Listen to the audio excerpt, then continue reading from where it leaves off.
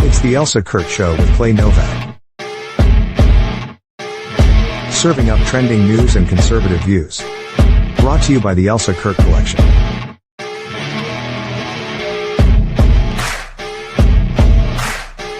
And Refuge Medical.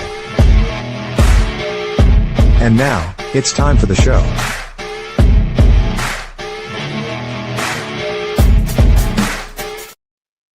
Hey friends, hey Clay, how's it going? I'm good. I'm back from the Sunshine State, lovely Florida. Got to jump out of the airplane again. So you know me, life's good. I'm a happy camper. Absolutely. Yeah, we're like kind of tapping out. You know, we're just crossing paths here. You just got back. I leave tomorrow to go see my grandbabies. So yes, we both get a little Florida sunshine. Sorry for anybody who's not having a lovely spring right now. I'm not. I'm on the East Coast here. Our spring is, you know, it's a New England spring. It is what it is. Yeah, Midwest is holding weird 60s, but I think by Friday 80. So nice. Maybe Mother Nature's coming around. Come on now. She's got to do it for us. Let's go. We got a lot to talk about. We got a lot to talk about, yeah? Yes. So much. We're going to do it. We're going to get through it all, right?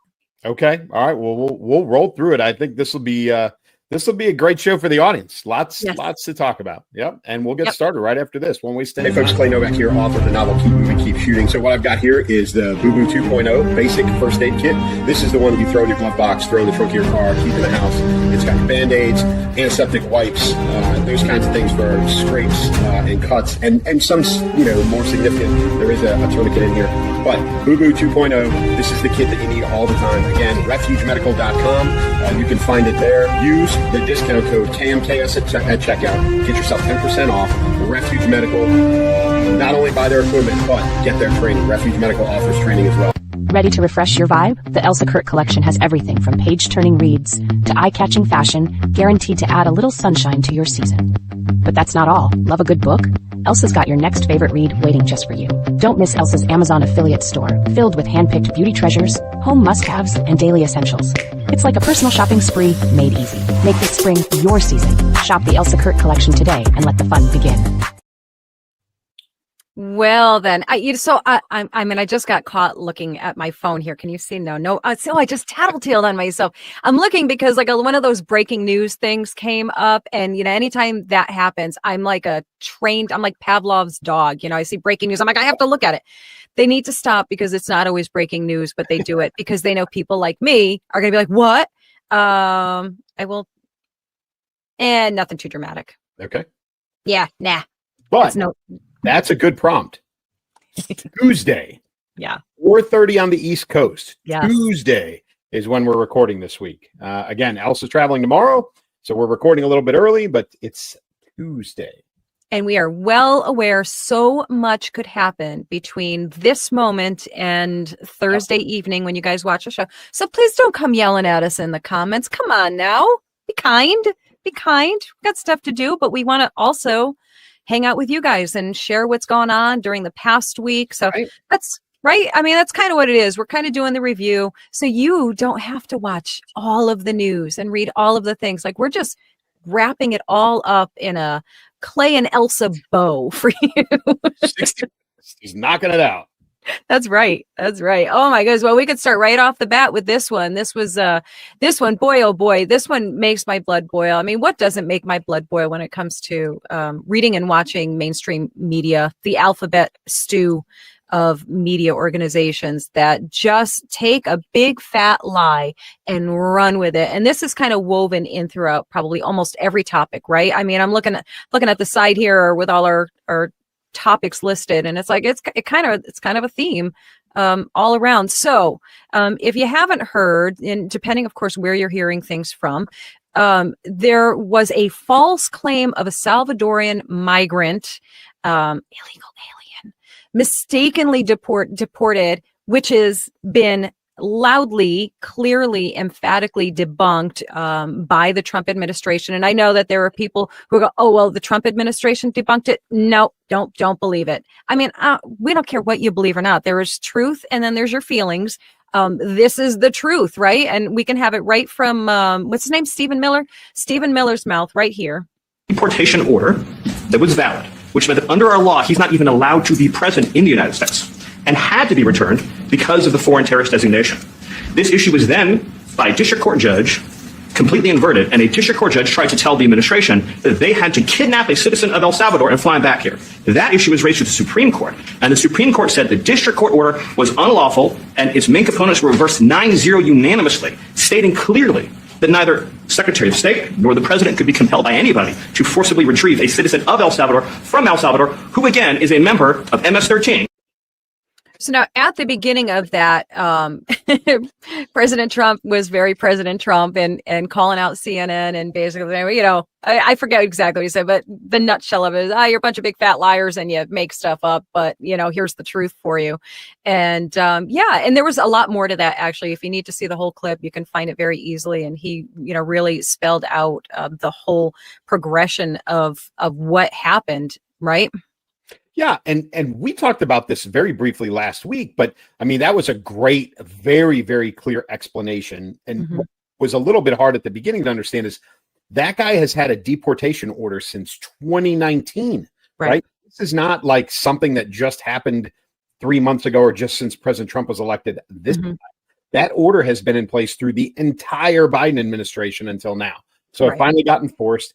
And was he here on a green card? Yes. Or a visa. Yes, he was here for at least a portion of the time, but he's been on since 2019. He has been on that deportation order, which invalidates any visa or any green card that he had at the time. So he's been here illegally for 6 years, and now it's time to go. And he's gone. And, this district court, and again, this is a trend that's going on, is these guys, they pretend they're playing checks and balances as the judiciary, which they're not.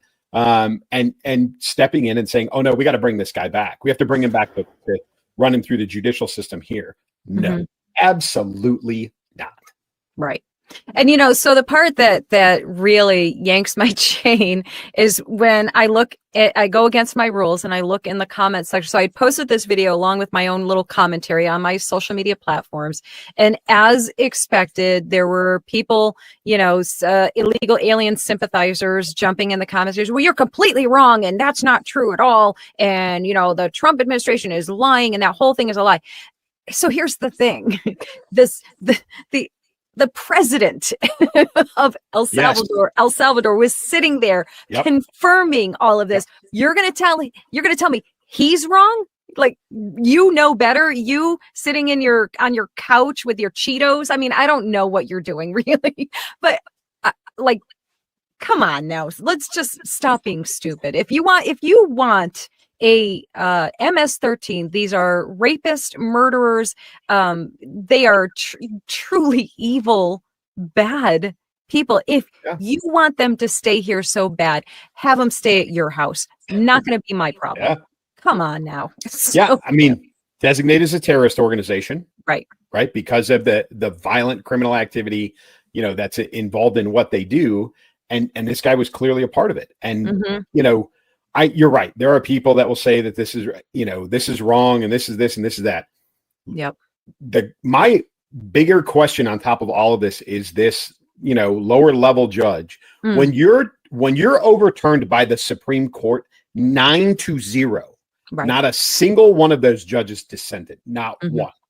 When you're overturned 9-0, there's a problem with that judge, right? That there should be some sort of judicial review process for that individual that says you're clearly misinterpreting the law. When the entire Supreme Court of the United States looks at you and says, it's not a 6-3, it's not even a 7-2 or even an 8-1, a 9-0, that guy, that judge is a problem. And there should be some review process for this, because clearly he or she, and I'm fairly confident it's a he, is not interpreting the law the way, we would all expect a judge to do.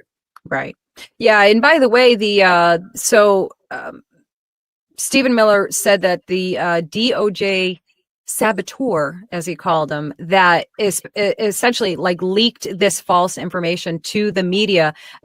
He's a Democrat-aligned DOJ lawyer. He is now fired. He is gone. He's done. Yeah. So they got rid of him. And that's what needs to happen. And I want to see if there's a criminal act, obviously, if there was something criminal, but I'm tired of them just getting, a little bit of a spank and sent on their way. I'm really done with that. And I think everybody is really done with that. We're really ready to see some more consequence to the actions of these people, and that goes high up on that chain as well as low down. Talking about these judges, enough already. Like, enough. We're done with the BS. It's time to have some serious accountability here on these things. Well, and Pam Bondi said it a couple of weeks ago. Listen, if you're an attorney general and you are not fully in support of the government of the United States, or you work for the Department of Justice, the Attorney General's office, you're going to get fired. That's all there is to it. Yeah. And for those of you that aren't tracking, this goes beyond just DOJ and Secretary of State and those kinds of things.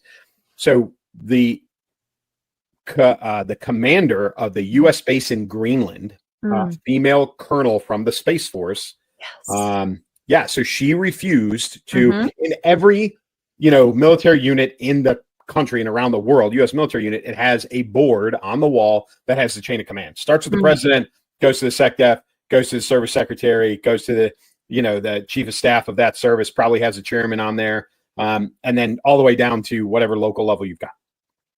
The commander refused to put the president on the chain of command board, refused to put the Secretary of Defense on the chain of command board, their photos. Wow. And then in the wake of Vice President Vance's visit to Greenland, she was sending out emails to local partners, to people, I think, within the NATO chain of command, and specifically, local politicians or national level politicians in Greenland, saying, don't worry about anything that he says, basically usurping everything about it.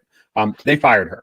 She has been relieved of command, which is good. And that's the way that it should be. Military officers should be apolitical. Apolitical, 100%, because you have a chain of command that changes every few years. Right. So you remain apolitical purposefully. But two, that's treason. Oh, by the way, when you're insubordinate to the President of the United States and the Vice President of the United States and the Secretary of Defense, you cannot expect anybody who serves under you to not also be insubordinate to you. Like, there's no way that you can enforce that level of discipline. So they fired her appropriately. So these kinds of things are spanning beyond just, the civilian side of the military or the civilian side of the government. Right. So, like you said, that whoever that saboteur, I love that word. I love that word too. Whoever that was got fired appropriately. So, but you're starting to see those things around the, across all facets of the government, which is a good thing. Yes, it is. What, just out of curiosity, like randomly, what happens when somebody's relieved of their duties like that? Can they, if you're on your job, I guess you can kind of contest it. Does that ever happen, or they just kind of generally is there a recourse for them? Yeah, there's a series of review boards. So usually what happens is there's a suspension, there's an investigation, and then there's, a relief for cause. And then your evaluation basically says you have been relieved for whatever reason they determine it is through the investigation.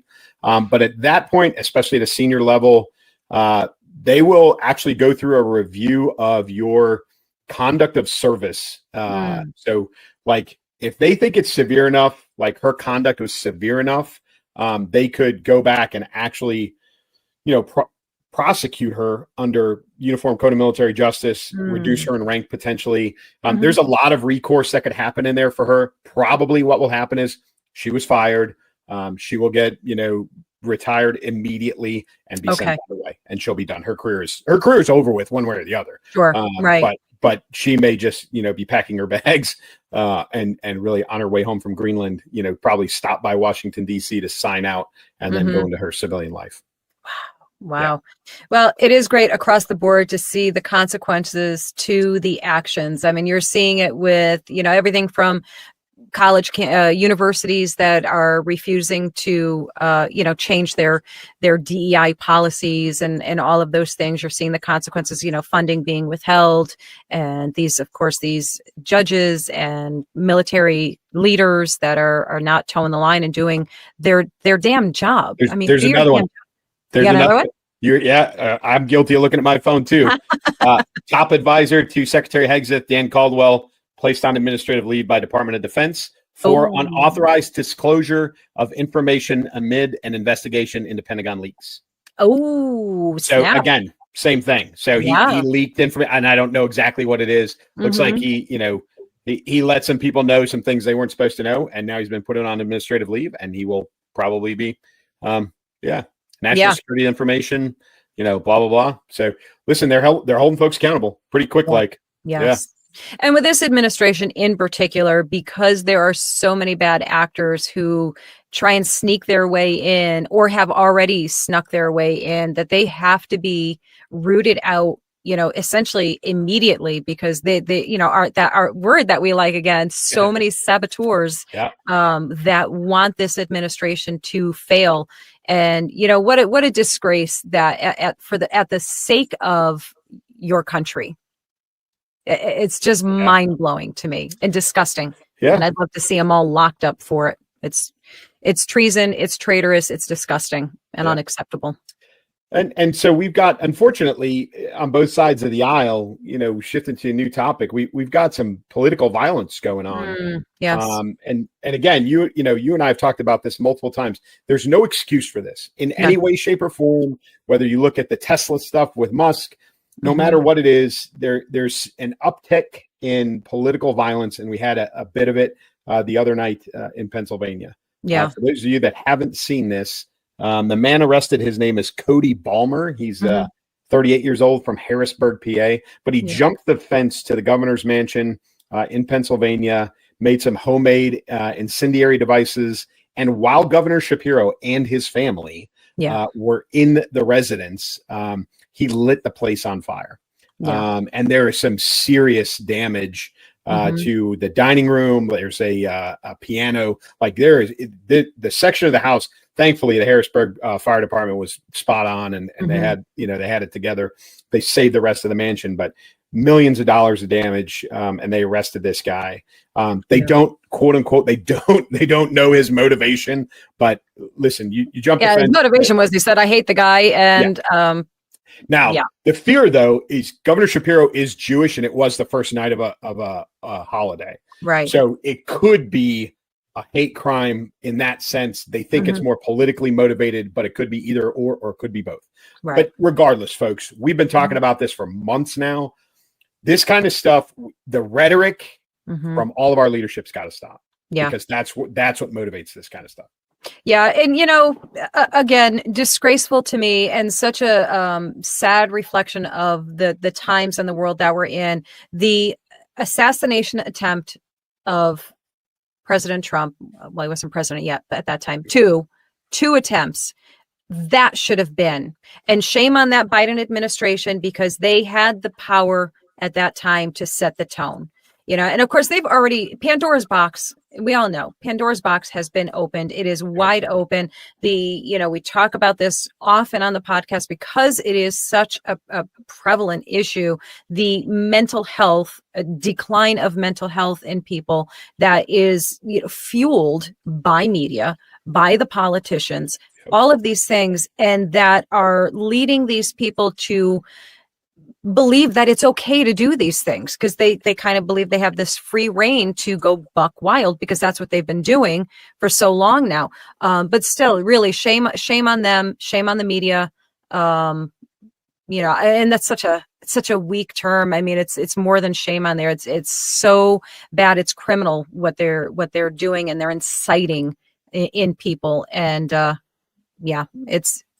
listen, folks, this is most likely, if it's not a hate crime related to Governor Shapiro being Jewish, then this is a political crime, conservative against, a liberal. He's a Democratic governor. So it is a politically motivated crime. Right.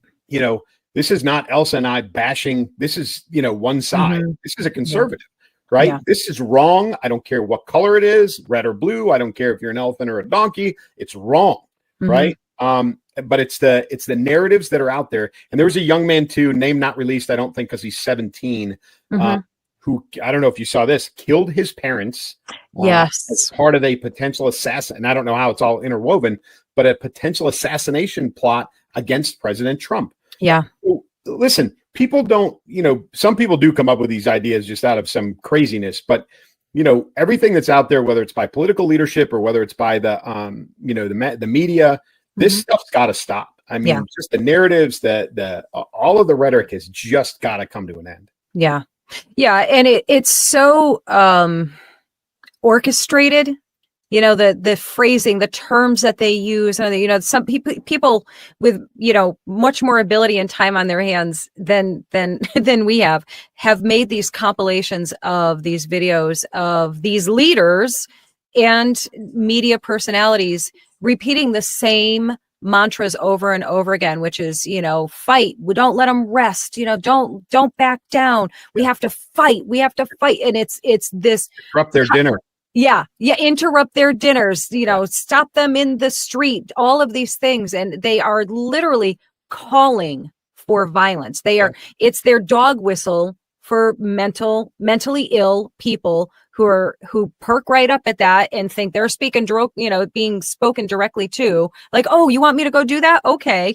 And there they go. And there's a lot more that's such a bland way of really saying what's going on. We know that actually runs a lot deeper than that. We've, loosely talked about the CIA and some of the things they've done with the past assassination attempts. And it's a ugly, scary underbelly for sure. And we're all suffering for it. Like, we're all paying the price of that, and this is, of course, just another example. And I'm so glad, Clay, that you pointed that out, because a lot of times, because we are a conservative show, people on the left in particular will make the assumption that we don't hold the right to the same standard to which we'd say BS. We absolutely do. It's unacceptable, no matter what side of the aisle you're on. Resorting to violence is never okay at all.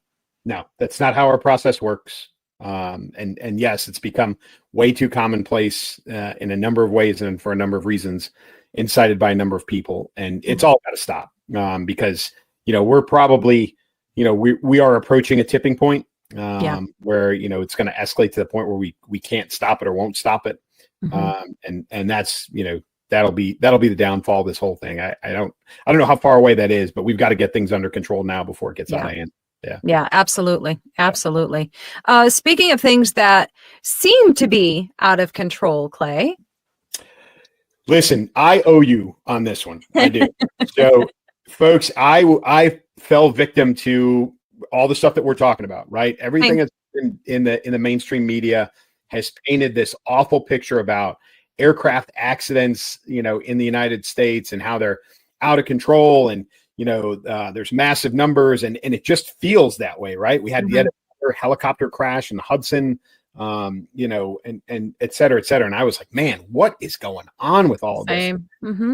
My girl saved me, right? Elsa posted just yesterday. Yeah, let me take the banner off of there. There we go. These are the numbers of aircraft plane accidents by calendar year from the NTSB. We're not making this up. This is the National Transportation Safety Board, right? Look at the number. We are down. I don't know how you felt the same way too, though, didn't you? Like, absolutely. It feels like every time you turn around, a plane or a helicopter is crashing, or there's, some critical, scary, dangerous, terrifying incident that happens, and crisis, real crisis is averted. But yeah, I have felt like every time you turn on the news, there is a new accident and something is going on, right? Like, that's the line. They get, something's going on. What is it? No, it's the fact that there are, I don't know I wish I did know the number of how many flights collectively there are in a day's time, so you have these like statistical probabilities of what's going to happen. And, no matter what, at the end of the day, it's always that automobile accidents, not that we want to like make anyone scared of anything. I mean, life is just life, human error is just human error. Weather is just weather. Things can happen because life is life, right? But the perception has been that this has been something that is out of control and something must be done. Like, what? You're going to ground all the flights? We all got to, walk because everything is dangerous? No. Here's some proof that it is no worse, certainly, and it's obviously less bad than it's been. So crazy, right? Yeah. And so don't believe everything you hear. That's a great right? All the proof's right there. Don't believe what you hear. Do your research. Do your homework. I fell victim to it. But that picture was definitely painted across all of the media outlets and social media to make you feel like there's been this massive uptick in aviation accidents since President Trump took over, truthfully. Right. And really, there's been a fairly significant downturn, which is good to know. Yeah.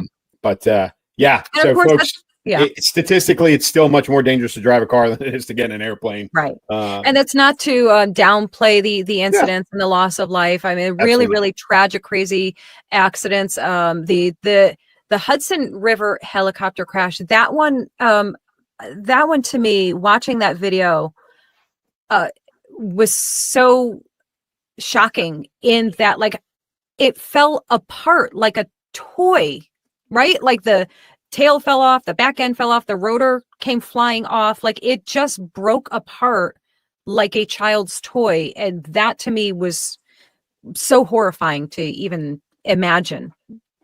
Yeah. Having spent hundreds of hours riding around in helicopters, and not a pilot at all. I'm just spent a lot of time being a passenger, and having a lot of good friends who are pilots. They're a freak of nature. Like you can show me all the physics and all the math and everything else. And they're amazing. I love riding in them, but the thing about a helicopter is, while it's in the air, if something goes wrong with those two moving rotors, the top and then the tail, if something goes wrong with one of those two, the potential for a rotor to hit another part of the aircraft is fairly significant. So that's when you start having things like what you said, which is, when it strikes the tail of the aircraft and then the aircraft breaks apart, like those kinds of things. It's not like a jet, airliner where an engine is enclosed and, maybe it's on fire, but generally, you don't have parts flying out kind of thing. So, but anyway, it's better than it seems, folks. Don't be swayed by the media. It is better than it seems, for sure. Let me tell you. Yeah. And, of course, it did. I don't want to say it freaked me out, because it feels kind of absurd to freak out over anything really at this point.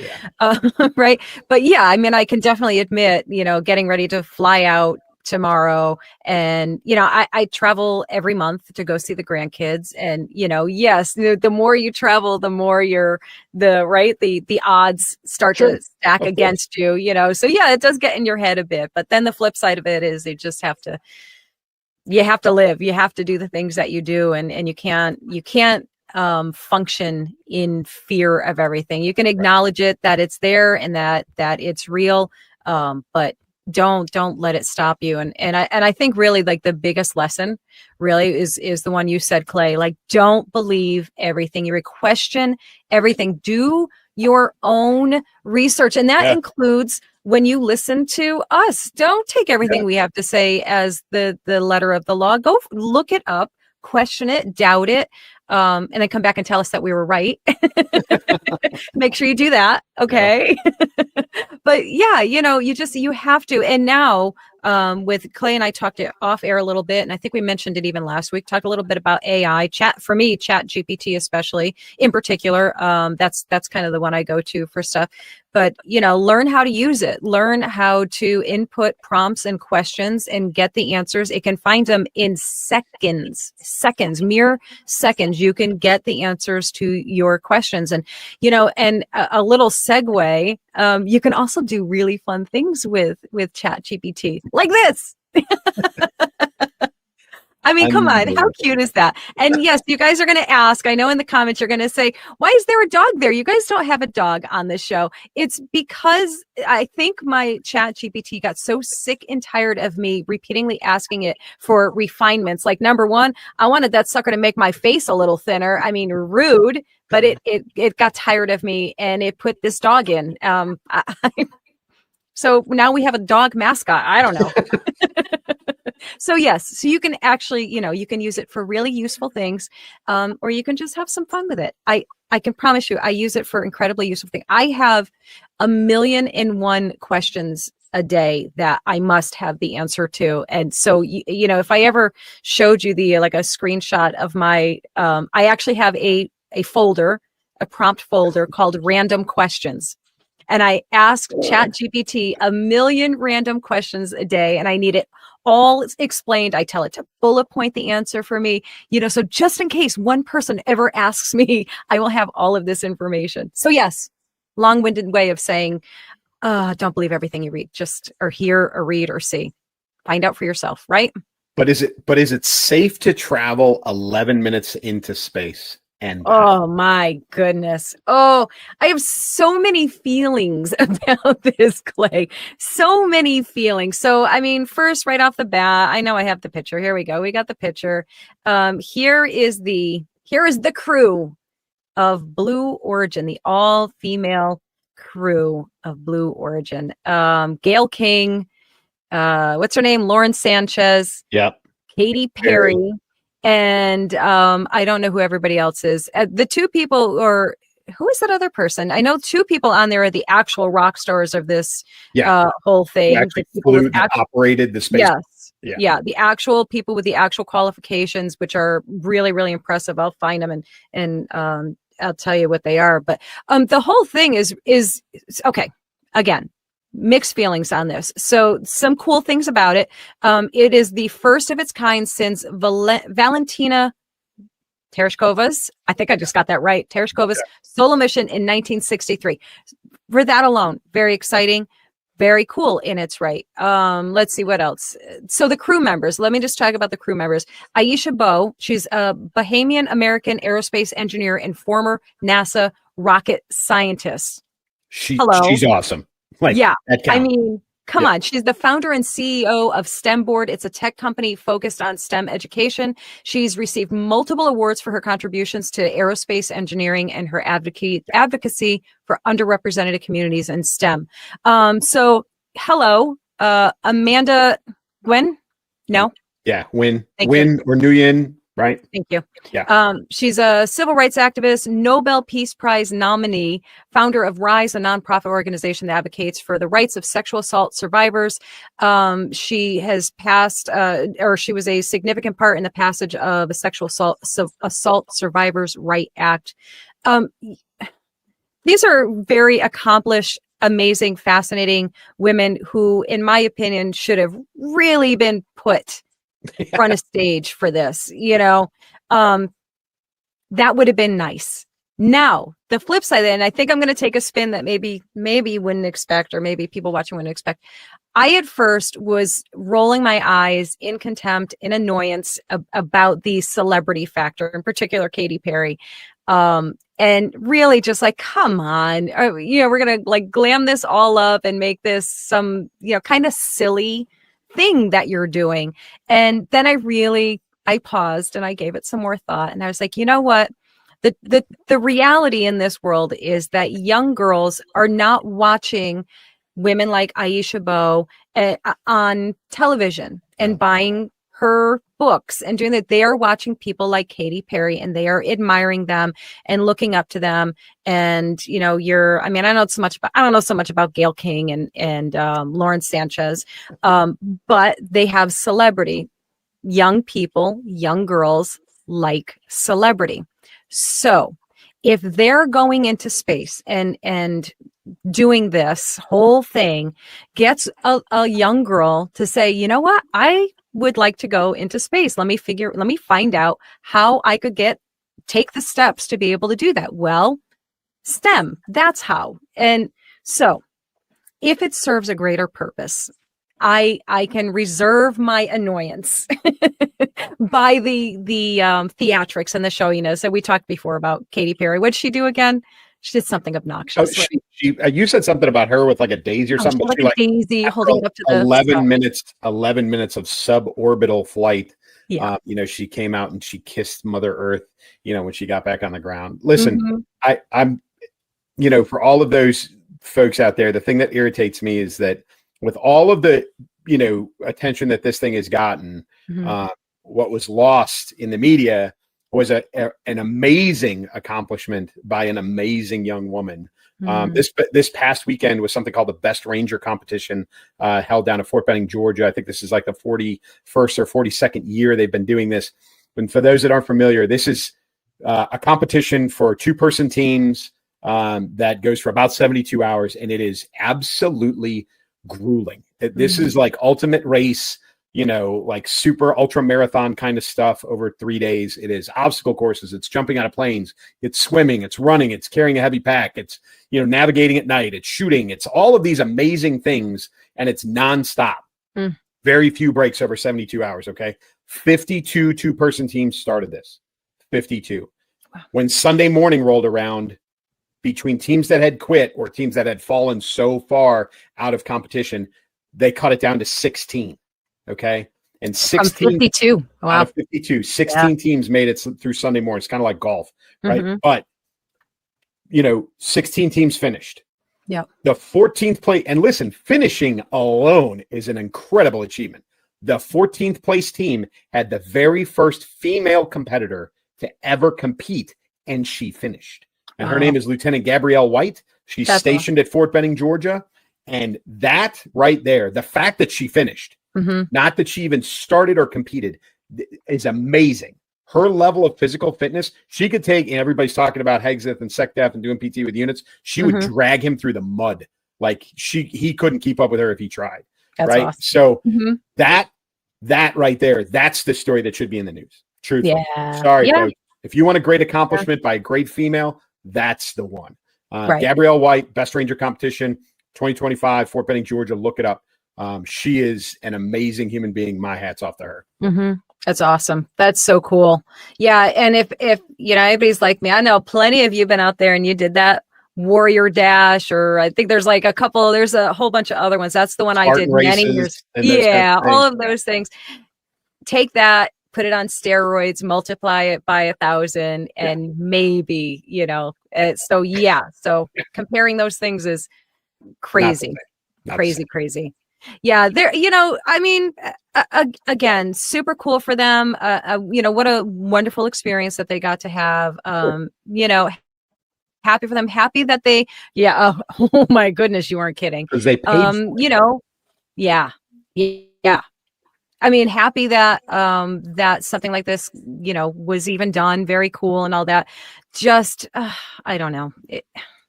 Certain aspects, I just kind of wish they were different. But if we were in a different world, maybe they would be different, and the focus would have been put otherwise. But because we are a superficial society, myself included, by the way, I'm not knocking anybody. I mean, I don't come on this show or make my videos without, without my hair done and some makeup on and all those things. So I totally get, because I know there was a lot of criticism over the very tailored styled space suits to make sure everybody in the glam picture there. We saw the glam picture. We'll look at it again. Everybody's got full makeup, airbrush, form-fitting suits, posed perfectly, all that stuff. But again, the flip side of that is, well, what do you want them to do? Everybody just sit back, and kind of like slouch back in the baggy, whatever. It is what it is. I mean, we're going to find... Evidently, you can take it too far. And what you can do is you can piss off Megyn Kelly, and she can turn all girls on Kristi Noem. Yeah, my girl Meg, our girl Meg, you love her too, right? Yeah, I am a fan. I am a huge fan, and I actually, it kind of like it made me like break out in a little bit of a sweat to criticize her, really, but it really didn't sit right. So we do have it. So here's what she said: ICE agent, and she, of course, is doing it with like 25 pounds of hair, only to be outdone by her 30 pounds of makeup and false eyelashes. There's no false eyelashes on an ICE raid. Stop trying to glamorize the mission and put yourself in the middle of it as you cosplay ICE agent, which you're not. I can't stand these photo ops, you guys. I think they diminish ICE. They diminish DHS, CPB. She's not an agent. She is an administrative policy person appointed by Trump because she was very loyal to him. Fine. But stop with the glam. I mean, she looks like I look right now, but she's out in the field with her gun being like, we're going to go kick some ass. No one wants you there. So, I mean, so in the full clip, Megyn acknowledged, agreed, and seemed to believe that Kristi Noem is doing a great job at her job. What she took offense to was the glam, the full makeup, the hair, the this, the that, the all of the things. And that was the part that and apparently a lot of other people were like, hang on, hold up. Is this what we're doing? Is this what we're doing? We're going after each other's looks now? Like, come on. Why do you care if she's in full makeup? Why do you care if she's got extensions, if she's got lashes on, all of those things? I am personally against attacking women, other women for their appearances. And I know somebody's going to jump in and say, hang on, you make fun of Kamala Harris all the time. That was like part of your big shtick for as long as she was in office.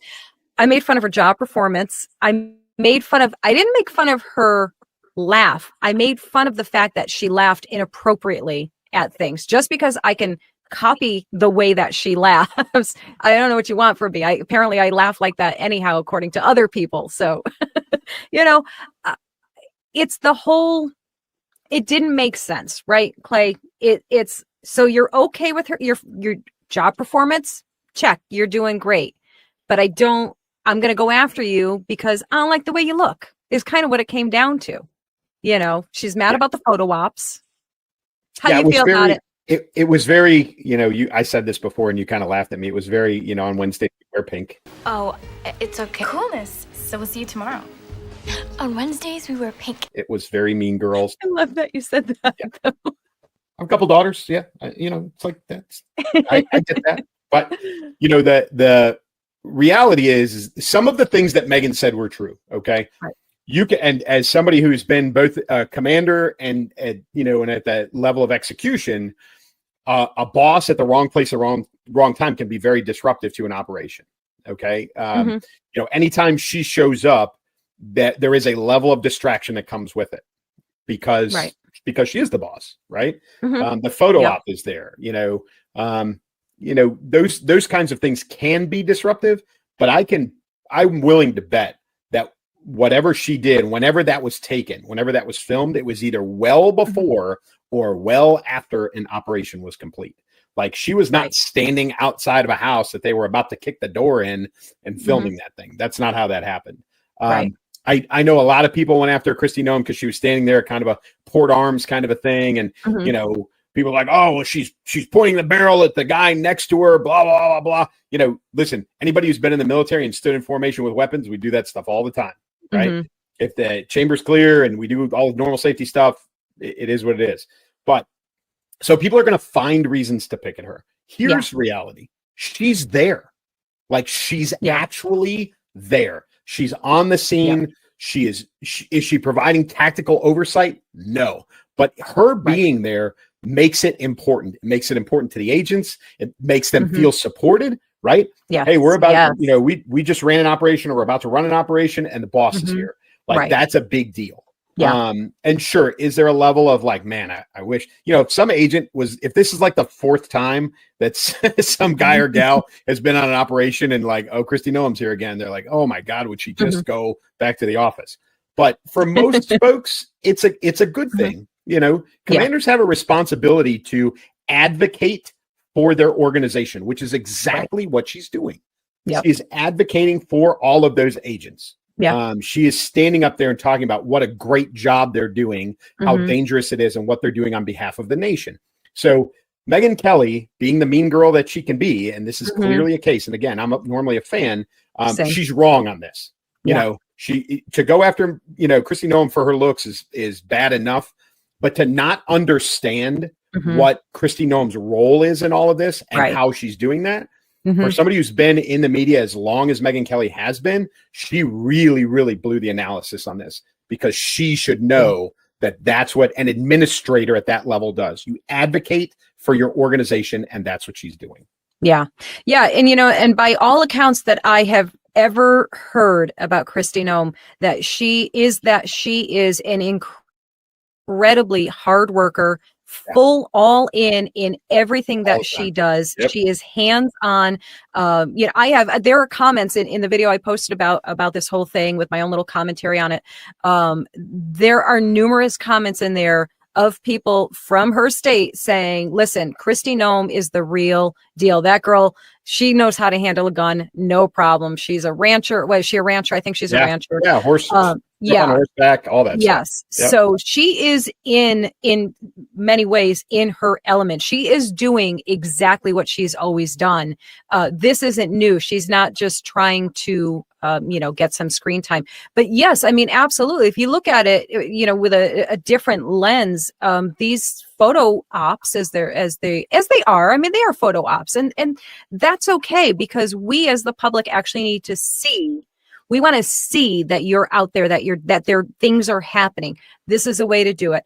Are you glossing it up and making it look really, really good? Yes, and I'm fine with that. Kristi Noem is a beautiful woman, and she's an absolute badass. And legitimately, she earned that title. It's not just because she's standing in a picture, holding a gun and hanging out with ICE and with Border Patrol and doing those things. Yeah. It's because she's a legitimate badass in her own right. I will always have that twinge, that twitch when I think about her book with the whole dog thing. I know people have held that against her from that moment on. I'm never really going to be fully okay with that. It's a different life, a different world, one that I certainly don't understand. That is what it is.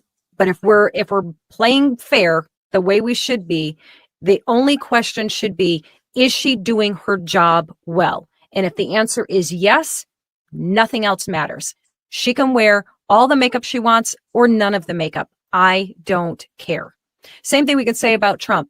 I don't care if he doesn't have the most charming personality or say things in the right way. Is he doing his job? Yes.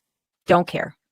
Yeah. And oh, by the way, if you haven't seen the Bill Maher do his wrap up of his visit to the White House, he talked how the person that we see in public, and you and I have said this multiple times, the person we see in public out of President Trump is not the person that he had dinner with. Right. And we all know that a lot of it is an act. We all know that it is purposeful in what he does and what he says. This Absolutely. is very much the same thing, right? Yes. And we just had another example of it, 60 Minutes on Sunday night, right? Yeah. 60 Minutes stuck a microphone in front of Zelensky, right? And they had him on for a good, it was probably a good 10-minute interview. Yeah. And so it was unopposed, it was uncontested, and it allowed him, in his combat t-shirt, right? Yeah. Another image guy, right? Yes. Yeah. Why aren't we going after him for that? Well, I'm pretty sure Megyn Kelly, she probably has gone after him, but he same thing, right? He's there and he's getting interviewed by 60 Minutes, and it was his opportunity to change, or at least be uninterrupted in his messaging for the narrative on behalf of, his effort within the Ukraine. He did put some doubt in there on whether or not the U.S., does support him and will continue to support Ukraine. He said, I think the people of the United States support Ukraine. I'm not sure about the president, or I'm not sure about the administration. He did say that, the chances of the Ukraine winning the war against Russia without the United States support is pretty much gone. But there are some idiosyncrasies into what he said that are definitely messaging on behalf of Ukraine. And so we've talked about, that Putin wants a buffer, right? He wants a buffer between Russia and NATO. That's the whole reason this stuff is going on. The way Zelensky played that was, Putin attacked into Ukraine so that he could push the border of Russia right up on NATO's doorstep. Right. Again, it's very different perspective on the same problem. It's not, he's not trying to, you could argue he's not trying to make Ukraine part of Russia. He's trying to put Ukraine under the control of Russia just as a buffer. But again, Zelensky plays it as, he's trying to expand Russia right up to NATO's doorstep. So, and 60 Minutes being, CBS product, they played into everything, and made President Trump and Vice President Vance, they played clips from the White House visit and those sorts of things. And so, Zelensky made comments about, you can't trust Putin. Remember, we've had all these conditional ceasefires and blah, blah, blah, blah. And Putin hasn't abided by any of them. Well, there's only been one, and it was on energy infrastructure. And other than the strike that happened within hours, I don't think there's been any more strikes on energy infrastructure. So don't quote me on that. I could be wrong. But again, this was all about Zelensky having a microphone in his face and being able to say whatever he wanted to a media outlet that was going to do nothing but, kiss his ass. Right. Yeah. Oh yeah. No question about it. And no surprise based on, everything we've seen from the media. I feel like we could just do like a month-long episode of nonstop talking about all of the things that the media does to manipulate people. It's just so crazy. And of course, Trump responded to it, basically accused CBS of spreading fake news and threatening to revoke its license, which really sent everyone into a tizzy, of course. Yeah. What's her name that's on 60 Minutes is guilty. She should have had her license revoked anyway. They're as guilty as anybody, that network specifically. So no big surprise there. I'm waiting though. We've got our President Trump just had his physical, and I'm waiting for the media spin on this. I'm waiting for it. Yeah, they don't. I mean, there's like nothing to say about it, really. I mean, they would have to make something up. I mean, not that they would ever make anything up because they're so honest. They would never. Very clean, better than clean bill of health. He talked about it himself. Looking great, by the way. I think he looks great right now. He's looks like he lost a little bit of weight. Am I making things up? Do you think he looked like he lost a little weight? Yeah, I think he does, but I think that's part of the job. As you job agent, it's nonstop. Everybody gets aged in that job. For him, I think it's weight loss will be part of the the stress and the pace of the job. We all know he doesn't sleep anyway, but I think there's probably more physical activity than he's used to. I think there's probably, probably a better diet. Truthfully. And his McDonald's, come on. Let the man have his McDonald's. Isn't Bobby Kennedy gonna clean that all up? get rid of the seed oils and give everybody back their beef tallow so our fries are delicious again. But what I'm waiting for, truthfully, is the media with the absolute massive hypocrisy, right? The Democrats with the massive hypocrisy to go, well, they also said Biden was in perfect health too. Right. Yeah, you know what? I bet you're right. That if they were going to take an angle on this, that would be the one. You accuse us of saying, we lied about Biden, but how do we know that you're not lying? Right. Yeah. Exactly. Well, because our president is out there every single day in front of cameras, traveling from state to state, golfing the next day, sleeping 3 hours, jumping on a plane. Yep. Like the man never stops, and he does it all in the public eye, right? He's a machine. Every single bit. Yeah. So one thing that there is a lot of speculation over, and I don't think Steve Bannon helped at all with that, is that he's going to try and run for a third term. Like this, some people are buzzing like this is setting the stage for him for a possible potential candidacy run, and all that is. I mean, I didn't want to give it any attention, but here we are. I'm giving it attention because people are talking about it. It's a thing that people are saying. Prominent people are saying things like this, suggesting it and everything. What are your thoughts on that? Yeah, I think President Trump has already used it to spin people, like as he always does. Like, here's a distraction over here. Yes. Yeah. Don't pay attention to what I'm doing over here. Right. Look at this. So even he said it. This was probably a month ago. Somebody asked him a question. Why in my head, it's like they asked him on Air Force One. You know what I mean? Like it was one of those. And he said, well, what it says is you can't be elected to a third term. And he just kind of left it open like that. So just gave him something to foam at the mouth over, basically. Right. Yeah. So the speculation became that Vance runs for president. He gets elected. He's got Trump as vice president, and he immediately steps down. He wasn't elected president. He was, my goodness. Right. And so people started spinning that, and then I even heard that Vance would run again 4 years later with Trump as his vice president again. And then can that even happen? Can a former president who served as much time as he can as a president, can they be a vice president? There's nothing in the Constitution or any legal documents that says no. Nothing. That's actually fascinating. Yeah. Fascinating. So those are the loopholes that people are grasping onto, and President Trump is just letting them do it. He's enjoying it. He's laughing his ass off. As he always does, right? As he always does. 100%. And like it is literally, and it is absolutely true that he does that. He drops a little something here, and all the pigeons go running to peck at it. and then he's like, okay, now we can go do what we're planning on doing here and get back to work. But oh my goodness, dude, did we hit every single one? Did we get them all? We got one more. We got one more. We do? What did we miss? So yesterday, Monday, Sunday, great finish to the Masters. Oh, there you go. Yes. And for those of you that don't follow golf, it went to 18, went to 72 holes, and then it went to a 1-hole playoff, and Rory McIlroy won the Masters, completing a career Grand Slam. There haven't been a whole lot of folks who have done that, but he did that. And so he's taken a lot of flack because he was paired he was paired with a guy in second place who is what's his name? DeChambeau, who I call Rochambeau. Anyway, so it was very much if you're a Happy Gilmore fan, like DeChambeau is very much a Happy Gilmore, and Rory McIlroy is very much a Shooter McGavin kind of personality.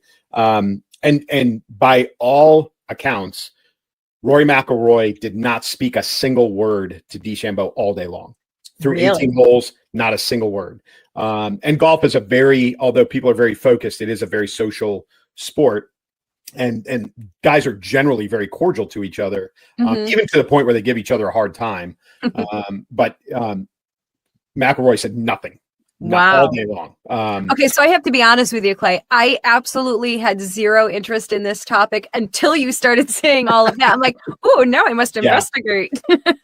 So he won the playoff, and then when the green jacket was put on him, there was maybe maybe there weren't some handshakes that were given the way they were supposed. There's a lot of girl drama kind of stuff going.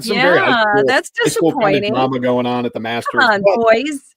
But it was a great tournament. It was fun to watch. That's good. And the other very side note to this is it probably marked what is the end of Tiger Woods' playing career. He is. I think he underwent surgery. He is unable to walk right now. Wow. Did not attend the former champions dinner on Wednesday night, which all the former winners show up. They all wear their green jackets. They all eat dinner together.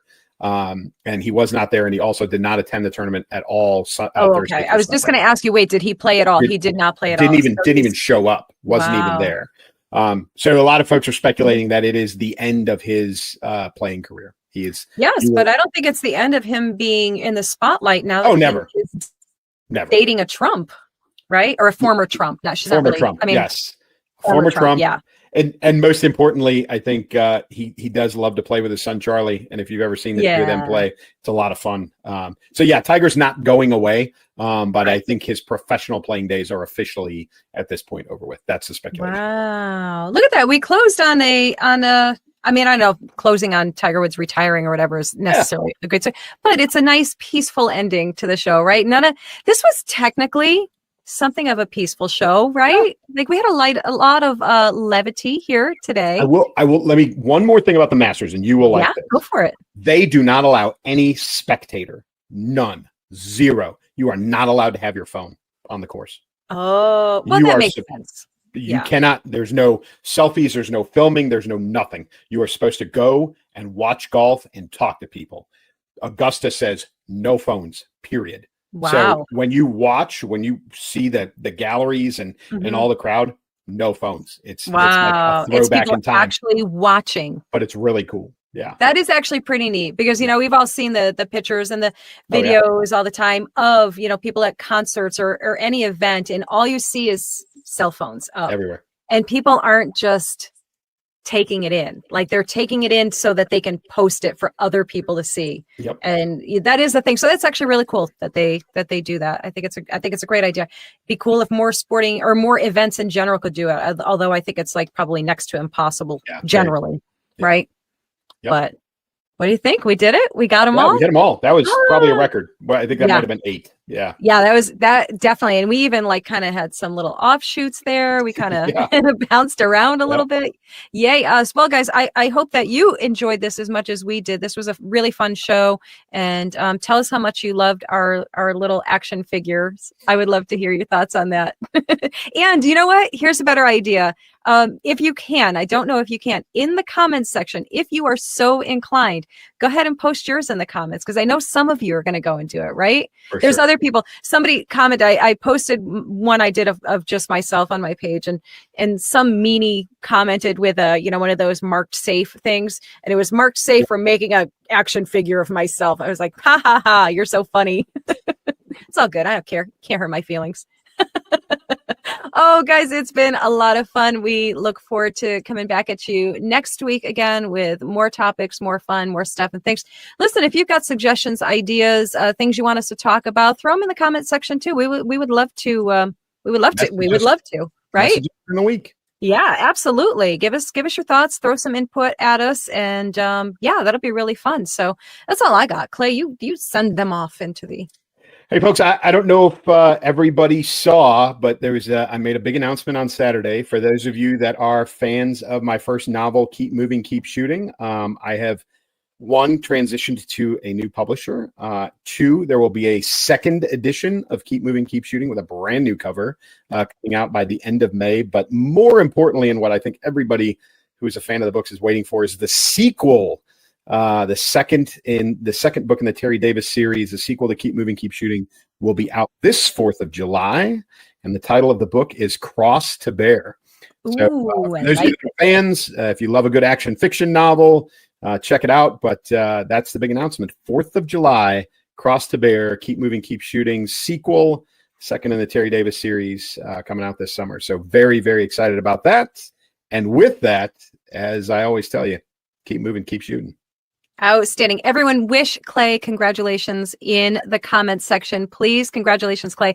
That is awesome. I am so excited for the series to come out, and I'm so excited to share it with everybody on here. We'll designate a good chunk of time when they're all out just to sit and talk about the books, because that's one of my absolute favorite things to do. I love book talk. So everybody can look forward to that, and we will see you guys next week. Take care.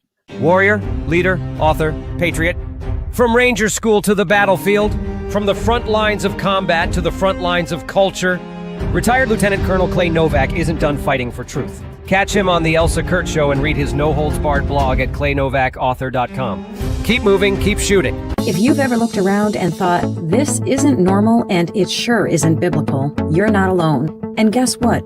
You're not crazy, you're discerning. That's why I wrote Truth Bombs and Grace Grenades, a bold, unapologetic book for believers who are done being silent while the world screams lies. From gender confusion to political idolatry, from woke theology to spiritual apathy, we're hitting it all straight on, straight up, and backed by scripture. This isn't a rage-fueled rant, it's a rally cry, a wake-up call to stop apologizing and start boldly living out the gospel. Whether you're a new believer or a disillusioned disciple trying to find your footing again, this book is for you. It's packed with truth bombs, grace-filled strategies, and practical tools to help you speak truth with love, raise warriors, not worriers, dismantle lies with biblical clarity, and rebuild with grit, grace, and gospel power. The culture doesn't need more compromise. It needs courageous Christians. So if you're ready to push back against the chaos with bold faith and real truth, grab your copy of Truth Bombs and Grace Grenades on May 6, 2025. Let's shake things up.